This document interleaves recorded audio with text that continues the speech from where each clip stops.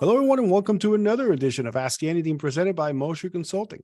I'm your host, Angel Leon, Mosher's Director of Personnel. Today, we have a special guest with us to talk about how virtual events have changed over the last 2 years and probably a little bit more. I don't know about you, but before COVID, I was really a stranger to virtual events, attending the occasional webinar, being hidden behind my camera off button. But now, virtual events are everywhere. They're tied with live events even. And in order to talk a lot more about this topic, we brought in Julie Migliacci, an expert on special events. Julie has over 17 years of high-touch customer service and event planning on her belt. There isn't an event type that she hasn't planned before, from large celebrity fundraisers, virtual conferences, and premier cooking shows. Want to know more about that? She is always up for a new challenge and creating unique experiences for clients and their guests. Hailing from France, Julie has lived in 4 countries and considers herself a global citizen. She currently resides in Boston, Massachusetts, and is always looking for an opportunity to jump on a plane to do something new. If left on a deserted island, Julie would bring her sourdough starter named Steve, that was a good one, and her cats. Julie, it's great to have you with us on Ask Anything to talk about this interesting topic. How are you? I'm good. Thanks for having me today. How are you guys? Doing just great on this wonderful afternoon here in Indianapolis, where it's nice and gray outside and 44 degrees. But never mind.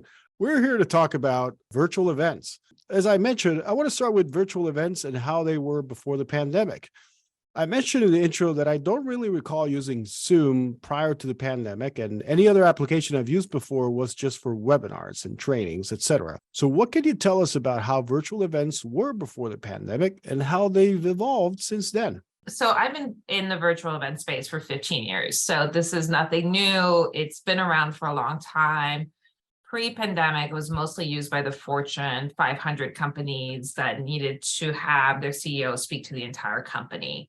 So it was mostly used by those huge, large corporations, and it didn't really reach the layman until COVID hit. But Zoom was around way before. They plastered all the airports at one point where I was like, what's this Zoom? And that was probably like 8 years ago. It's definitely evolved greatly during the pandemic, where I think not only has the tech got better because of it, because they needed to, but it also allowed attendees to interact virtually and see the benefit of it, and also ask for more. So force platforms and force event planners to give them better virtual experiences than what we were seeing pre-pandemic. Pre-pandemic, it was a lot of just watching television in essence. Was a virtual event. Yeah, and I recall pre-pandemic, I joked about having my camera off button on, but that was pretty much one of the few features that you could have on a virtual event as an attendee.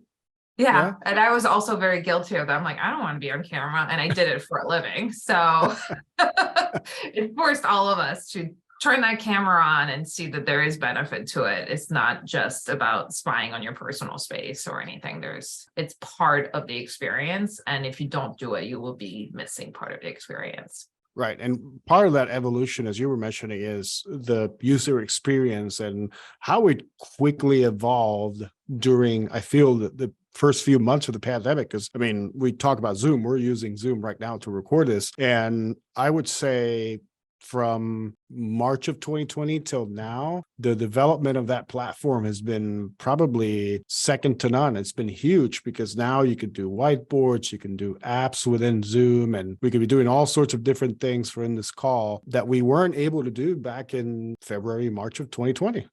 I remember when breakout rooms came out, which was pretty quick after the lockdown, but it was like, oh, wait, we could send people to different places. Like, it was just so cool to give people those features, and it's slowly gotten better. The fact that now, pro tip, you can send an audio message to all your breakout rooms and scare the heck out of all your attendees is really fun. You wouldn't be able to do that 2 years ago, but I recently tried it where I was like, this is Julie, I am watching you, and then ended it. It's, it's a fun little thing you can do. But yeah, the tech's just gone through the roof.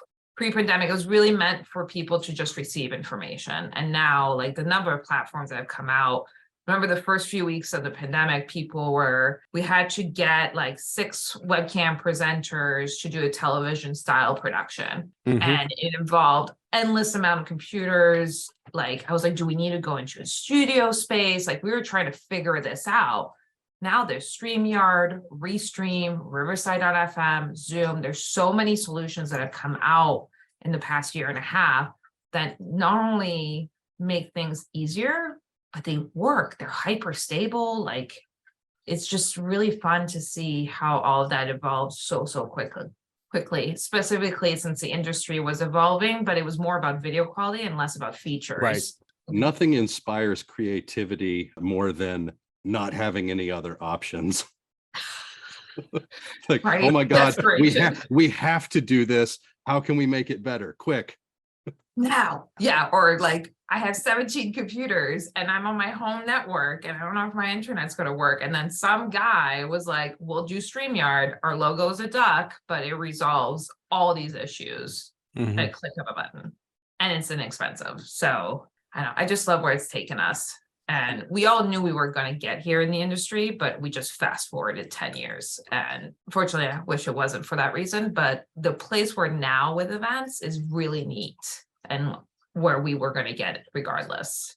And I feel like that's probably one of the few positives that you can take away from a technological standpoint about the pandemic, especially with this topic about holding virtual events and meetings, et cetera, is that the products evolve so quickly that really back then it felt like really hard to keep up with what the new feature was. I mean, I remember after we started using Zoom as an organization here, when the little icons at the bottom of the screen started popping up, because it was really just mute, stop video, start video, participants, and chat. And then all of a sudden now you have several buttons down here that you can play around. And as I mentioned, you got apps, reactions, whiteboards, the breakout rooms. That was a big feature when it first came out, because you were having meetings with all these, 60, 65 different people, and everybody was just a little square on the thing. And so then it evolved from like 3-4 different pages on your screen to now you can break them out. I mean, it's a testament to what, when needed, as Brian said, what we can do as humans when we put our minds together, because we have nothing better.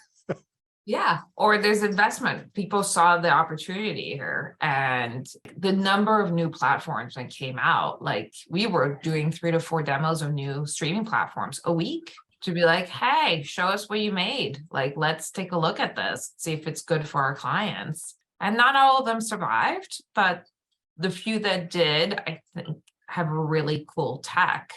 And they all focus on different things. Like, we have one platform that we adore is called Swoogo, and it's for virtual events or just a one-off virtual meeting or a hybrid meeting. And it's drag and drop coding. So you can make it look like anything you want. So you're not going to join the event and be like, oh, that's Zoom. You have no idea it's Swoogo. They totally hide it by design. And I think that's really cool. They thought about it totally differently, and you can embed whatever video you want in there. So I think the ones that have survived now are the ones that had a really cool idea and really focus on the user experience. Yeah, I think my favorite story from the advancements that were made was very simple.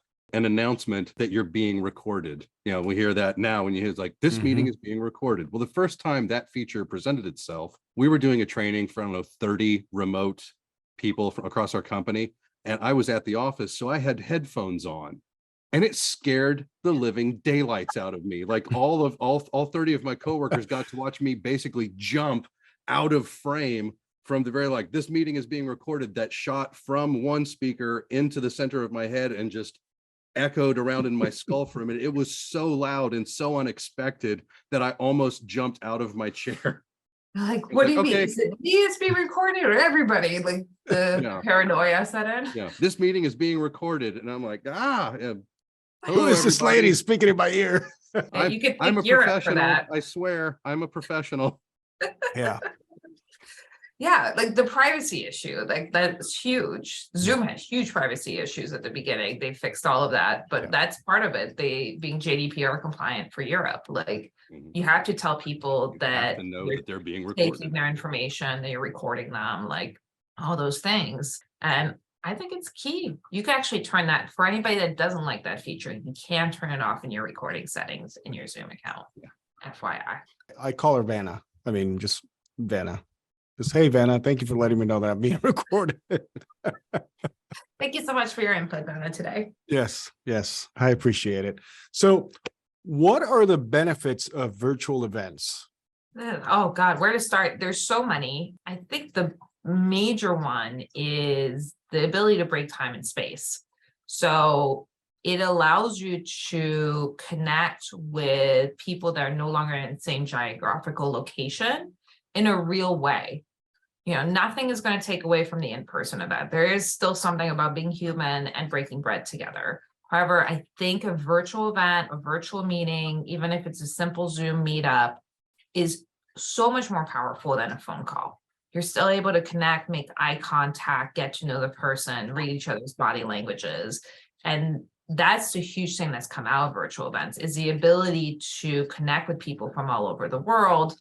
The number of conferences that we did that went full virtual and now we're taking them hybrid, they're like, oh my God, we have people from Indonesia on our conference. This was a local from Illinois, little conference that would attract 200 people on a good year. Now they have 1,000 people and they're coming in from all over the world, which is super cool. Similarly, to be able to attract speakers, because now speakers do not have to take days out of their lives. They could just connect for 2 hours, do their shtick.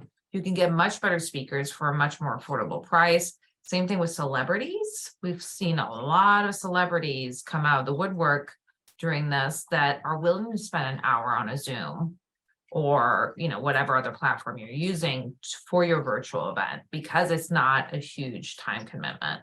So those are two huge perks: better speakers, wider attendees. And then, you know, for me, like, I'm wearing pajama bottoms right now. I think nobody should shy away from the fact that virtual events allows you to connect, learn while being super comfortable. I find in-person events to be hyper draining post-pandemic. Pre-pandemic, I went all the time, but now I find them super draining. And well, the virtual allows me to do more within my day as well. And I agree with that sense about the post-pandemic in-person events. I mean, because now you have all these things in your head. You had them before, but you didn't have them at the heightened level that we did with, if you get COVID, et cetera, what's going to happen afterwards. So now you're more, I get what you're saying about being careful and then just kind of being tired after a day where you probably enjoyed yourself a lot, but then you had all these thinking about, well, am I too close? Should I wear a mask? All those things I add up. find other human energy when it's closer really draining. I'm a giant extrovert, and I think COVID turned me into an introvert. And we're seeing attendance across the board, with a few exceptions, of course, for those of there that be like, no, that didn't happen in my event. Attendance is down 30% across the board. And I think that speaks to people not committing to as many in-person events and being really drained from doing one, because it takes a totally different muscle and totally different energy that we haven't used in a long time. And then, you know, the fact that we're heading into winter and I feel like everybody's got COVID right now. So it's just a lot. Like, I find the in-person networking very overwhelming now, and I can only do maybe 1 or 2 a month. Then I get very tired, very, very tired. So. And one of the things that you said at the beginning of this answer was the break in time and space. I went through this on both sides of the aisle. I went in June or July. I went to New Orleans for a big conference, a national conference. The conference was offered both virtual or in person. And so I went in person. First time since the pandemic that I've been to such a huge event. But they were massive. Yes, massive amounts of people. I mean, supposedly there were 15,000 people at the convention center in New Orleans. And I believe it, because the masses of people that were going up and down the escalators and the stairs was just, I've never seen anything like it. I think the only thing I can compare to that many people in one place is probably walking around New York City in July 4th weekend. So it was that massive. And like you mentioned, at the end of the day, we as a company had a booth presenting. So I would meet up with my coworkers, and I was actually tired. Like around 6, 7, we would go to dinner. It's like, I don't know that I want to go to dinner. And it's like I want to like go away and hide in my room for a little bit because it was so overwhelming being around so many people all the time. And then needless to say, I'm going to the conference, I'm attending. So I had to rush between sessions from all these rooms. And so every session is first come, first serve. So they will only allow a number of people per session because of restrictions, etc. So Well, I have to virtual, just, as many as we could get. Let's yeah, go. exactly. I think the point that you're making about breaking the time and space, it's a very good point because when you're in it, there's so many factors that drive your enjoyment, your excitement of attending the event. Whereas when you're at home, as I've been for many other webinars or trainings over the last 2 years, it's different because like you just said, I just get up, I get my coffee and I'm sitting in my pajama bottoms. I got a nice shirt on and We tried to call it the room at the beginning of the pandemic to like start, it was like the mullet of work. So like business on top, comfies on the bottom, didn't work. I tried really hard. I have to say I was, and my wife can talk about this. I was one of those people that read that article that came out way back at the beginning that said, well, people should basically just prepare like they were going to work and they should just dress up and that way they feel comfortable. I was one of those people. I would dress up, I would put on my jeans, my pants, I would just sit there. It's like, oh yeah, I'm looking all professional. Yeah. I don't know. A couple months later, I was like, yeah, I'm done. Helps. I've worked from home for 12 years and I would definitely recommend always get up, take a shower, get dressed. Now, how you get dressed, that's the TBD part. But having that morning routine it's good to avoid like virtual burnout as well. Like you want to have those routines in place to avoid those. But back to your point for the conference, for what's cool, there's a lot of benefits to being in person. No question about that. Like you probably met people that you wouldn't have met.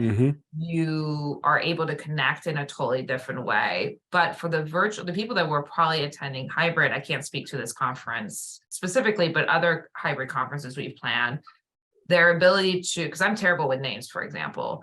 So I would meet you and be like, you, but because it's virtual, I now have your full contact information. I know how to follow up, all those things. So that's one big benefit. Conjunct between sessions. And then if the conference organizers are smart, the content that was live is available to view on demand on video as soon as possible. So that if I didn't get to session 2, I can go back and watch it. And we just wrapped a huge full virtual conference for a national nonprofit. And within the hour, we had all of the on-demands available. And they were getting about 400 people live watching each session. And the on-demands, last I checked, got over 1,200 views per session. So their on-demand views are through the roof. And that's because we're on a platform that regardless of time of day, people can still connect with each other and they could really watch the content at their leisure. So that's a huge, huge benefit of taking it hybrid or virtual for conferences, is that you can still touch space. And then for you that didn't get to every room because you're only human and you can only run so fast, if they give you access to those recordings, you can watch them later as well. So it's still, you could get a better value for the conference. Yeah, in October, I went to an in-person training. I went to Adobe Max this year and I went in person and they have everything listed as soon as possible after. And I'll be checking out sessions that I wasn't able to get to while I was there. But I'm also going to go back, and there were at least 2 different sessions I was in that I will also be going back and looking at again, just because of all the information. It was like, okay, I'm definitely going to spend some more time with this later. So it's good to be able to go back and even revisit something you were able to get to. Totally. It takes a second, or go back and be like, who attended this session, reconnect with people. If the organizers put as available, like you can maybe even reach out to the speakers and be like, hey, I actually had a follow-up question. So keeping that conversation. So even if you're doing a full in-person and you're not taking it hybrid, moving the post to virtual is a really smart move because it continues the conversation. Your conference doesn't end on its last day. It can continue on for, a few months post. And it's such an added value. And it gives you also a lot of data to use for the following year. I was thinking about that as you were talking, just the added value that having that, I mean, from your example, you guys did a great job of having everything within the hour after it was done. I mean, that in and of itself, and then the sheer amount of numbers that you got more from the in-person, I mean, it's outstanding. It's great. Well, they also did a great job advertising it, and they had great registrants but low turnout. And that's what we're seeing a lot now is people will not show up necessarily the day of, but they'll show up an hour later. Mm, They'll come when interesting. it's convenient for them. So why not give that to them? Because you're still connecting with them. You're still getting their contact information. They're able to do more. And as an organizer, you're still getting data. As long as you get them in, you're getting that information and that ticket sale. So make it as easy as possible for people. So moving on from the benefits, what are some of the pitfalls of virtual events? Oh, I've seen, we want to talk horror stories. I got a few. Let's go. I think with virtual events, one of the pitfalls that we've seen, and it is getting better, is a lot of people, when it comes to planning their virtual event, attack it as if it's an in-person event. So they really go be like, oh, we did a 4-hour gala, so now we're going to do a 4-hour virtual event. Do not do that to people. That's a really long time virtually. Burnout kicks in at 37 minutes. So you're keeping them hostage for another 3.5 hours after they're feeling burnt out. Often when I see virtual events not going well, it's because they've kept it too long. They're using the wrong tech. So there's a lot of that. I was recently talking to somebody that has sworn off virtual events. It's the worst thing since sliced bread. They never want to touch it again. And I was like, why do you feel this way? Like, I was really curious. And they did one virtual event. They used a platform called Remo, which is meant to be like a gala type of platform where you could jump between tables, and it's a networking / like there's a stage show. It's meant for a 2 to 3 hour event. They used it for a 6-day conference. I was like, you did not have the right tech. So when you're not using the right tech, that's when you're going to come up with issues, because you're forcing it to do something that it wasn't programmed to do. And it's not fair towards the tech to be like, you're the problem. It's like, no, you just picked the wrong room. It's like trying to do a dance party in an auditorium where there's chairs everywhere. You picked the wrong room. So being really cognizant of what the point of your event is and picking the right solution for it is super, super important. And I would say also rethinking your agenda is key to avoid mistakes. So a lot of the mistakes we saw was speakers that did not have the right setup, or speakers that aren't really fit for virtual. So some things that work in person, like I've seen super dynamic in-person speakers, they are atrocious virtual. They do not know how to connect. They can't do anything without having an audience. For example, comedians, it's a little rough to do virtually. It's hard when there's nobody laughing back at you. It doesn't work. However, a cooking show virtually works like gangbusters, because you could do like cameras on top, you can get multiple angles for it. Like, it feels like a cooking show. It could be hyper interactive or just one way. You have a lot of flexibility there. You can get celebrity chefs very easily. You know, really thinking about what you're trying to do and making sure it fits the virtual space, because there's some things that work and some things that don't. And same thing with in-person. A cooking show in person, imagine a cooking show with like 40 people in the room and you're just watching some guy cook up front. You can't really see what he's doing. Like, it's fine, but it's not great. Right. Virtually, it's great. So I think those are some of the pitfalls of virtual that people easily fall into, is too long events, wrong technology, and not catering their agenda to really think about what they're trying to do. And that often falls into major issues that they'll live to regret. Oh, and forgetting to press record. That's happened to us. That's my new showing up to school and forgetting your locker combination nightmare. Yep. It's the, oh, we got done with the meeting and I didn't hit record. That's the stress nightmare now. When I run events, I often have like 3 Post-its like in front of me that says record, because if you forget, you can't undo it. So, but it's happened to us all.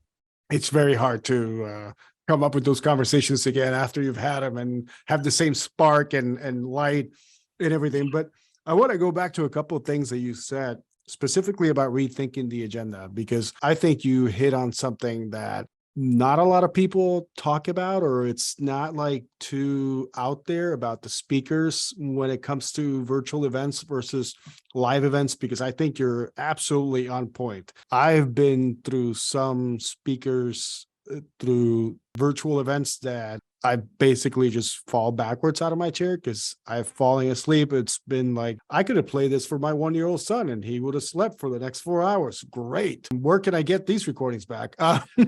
So Do you do a sleeping podcast, sir? Is that a possibility? Passing up millions of dollars in ASMR funding. You could be an ASMR, just a sensation. But seriously, this doesn't get talked about enough, because there are some people out there that, while they're very great at what they do in person, that when it comes to the remote options, they just don't click. And you're right. I'm not huge on, I mean, I've never hosted anything other than this. We're not live or anything like that, but I don't know how do you connect? How do you make that connection as a speaker who's coming for maybe the first time to talk to a virtual event? How do you do that? Because in person, it's easy. In person, as you mentioned, you make a joke, comedians are easy. They can just come on stage and say something and great, I've got you, you're hooked, you're connected, great. But in a remote setting, like, it's hard for you to make a joke and to see the react first. If the person doesn't have their camera on, then you don't know if they're laughing or not. So it's really like, well, that fell on deaf ears. Like, I thought it was funny. That's always my fallback. I'm like, I made myself laugh, so I'm just going to assume that everybody else was giggling behind their cameras as well. Yeah, it's hard to get feedback. Some platforms, like if you're on a Zoom meeting, you're going to get at least like the few people that have their cameras on, some reactions. But a lot of the times with virtual events, it's, one to many. So you're not seeing them. They're just watching. For those speakers, there are coaches out there, and if anybody needs a contact, happy to give them, that specifically help you present within a box. So how do you connect? You always want to make sure your lighting and your video quality and your audio quality are good. Do not use a virtual background. Those are so bad because they're distracting. Like, we've all seen it when people are moving their hands a lot and then their hands vanish. Like, yep. I'm just focused. I'm like laughing that their hands are gone. Like, look at that guy. He's got no hands, So you really want to make sure your tech is right, because if your tech is off, if you're gargling, like if your audio is off, immediately you lost your audience. It's the equivalent of walking on stage and the mic's not working. You need to make sure your tech is right. And then look into the webcam. That's how you make virtual eye contact. Just keep looking into that webcam. If it's a hybrid format and you're a speaker on the stage, connect with the camera in the back of the room every once in a while. That's how you're going to connect with that virtual audience. So that's super important. And then avoid the temptation to lecture with a PowerPoint for 45 minutes. Just step away from that temptation. PowerPoint's fine. It's a tool. It's wonderful. But every 10 minutes or so, you're going to want to change the mood in the virtual room. Whether that's launching a poll, having people drop information in the chat, doing breakout rooms, playing a video clip, doing a 1-minute dance party. You want people to stay engaged. So change the room every 10 minutes using the tools of the platform that you're in. If you don't do that, you're going to slowly creep towards that burnout point. And like, I can't watch another speaker speak for an hour to one PowerPoint deck. It's incredibly boring virtually. Mm-hmm. In person, it works because there's natural breaks that happen within a room. Somebody makes something funny in the audience, or the speaker does jump, those moments naturally happen. Virtually, you have to plan them. So keep that in mind. If you're a virtual speaker, every 10 minutes, do something. It doesn't have to be anything crazy, but launch a poll question, ask an audience for feedback, do a little something to just break it up.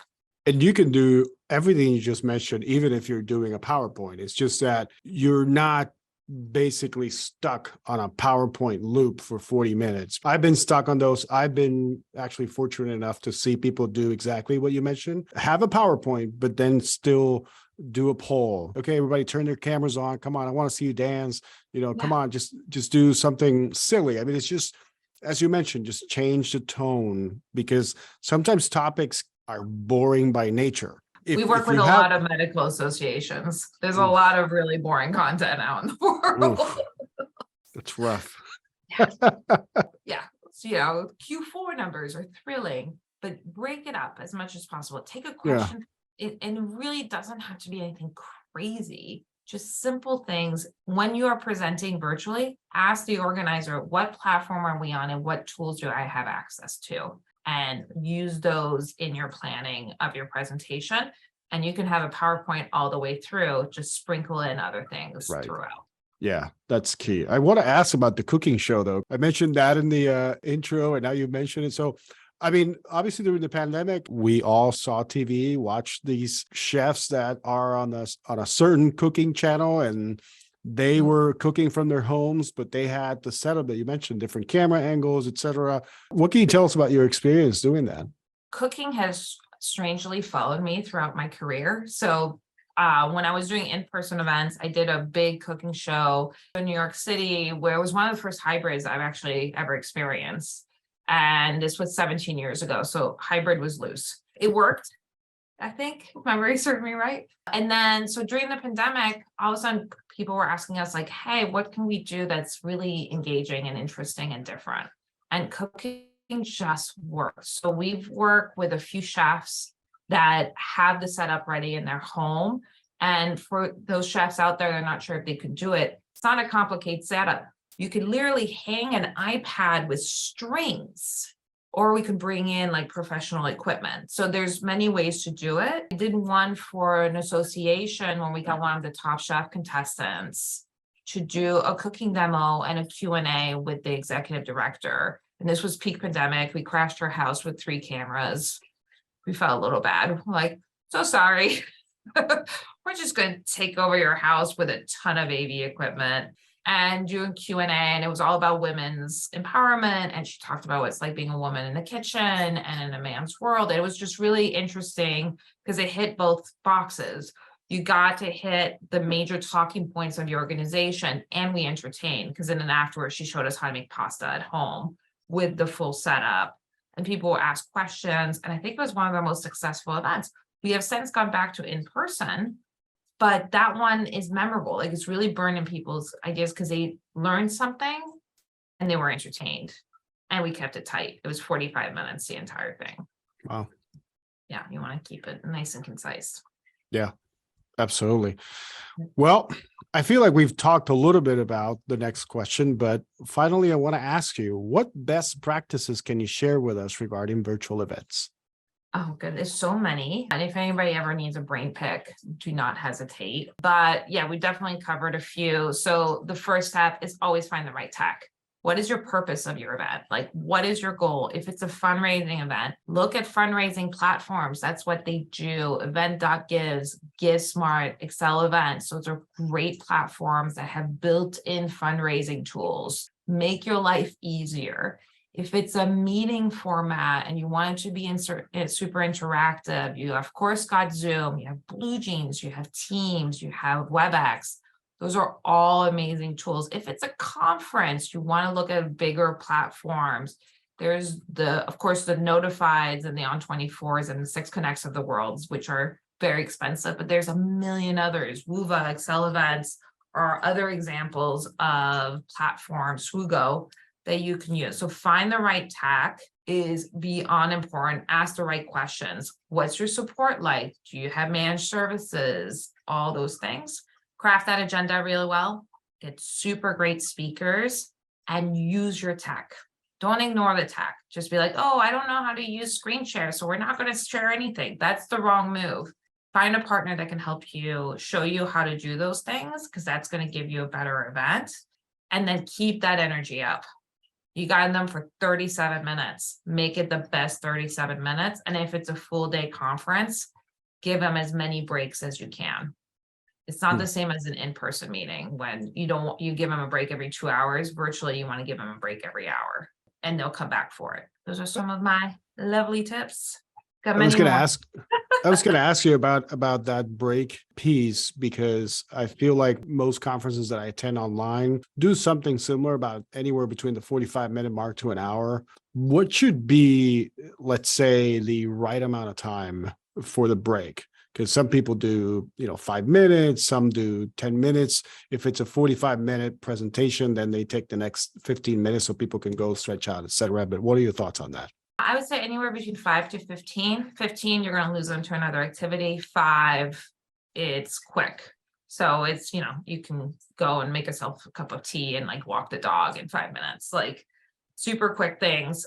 It's also on an organization level, if you start running behind, try to avoid the temptation to skip the break. So if you have a 10-minute break scheduled, you can steal 5 minutes from that 10 minutes, but don't steal the whole thing. So giving yourself that 10-minute break in your agenda is most of the time the right amount, because you could steal a little bit from it while still giving people a break. And 10 minutes is not long enough. Then I'm going to be like, I'm going to start making dinner instead of coming back to the event. Like it's quick enough of a break that it doesn't take over. Right. And then give people a real lunch break. That always annoys me when they don't do a real lunch break. You need to eat. It's important. Yeah. Time allowed? How much time allowed? 30 to 45 minutes. There you go. There you have it, folks. We want to thank Julie Migliacci for being with us today on Ask Anything. It was a pleasure to have you with us, Julie. Thank you very much for your tidbits and for your stories. We really appreciate it. Thanks for having me. Thank you for listening in to this week's edition of Ask Anything, presented by Mosher Consulting. We hope you enjoyed listening to Julie Migliacci talk to us about the virtual events landscape. Join us next time when we continue to dive deeper with our resident experts and what they're currently working on. Send us your ideas or topics via our social media feeds. In the meantime, please remember to give us a rating and subscribe to our feed wherever you get your podcasts. Until then, rethink your virtual meeting agenda. So long, everybody.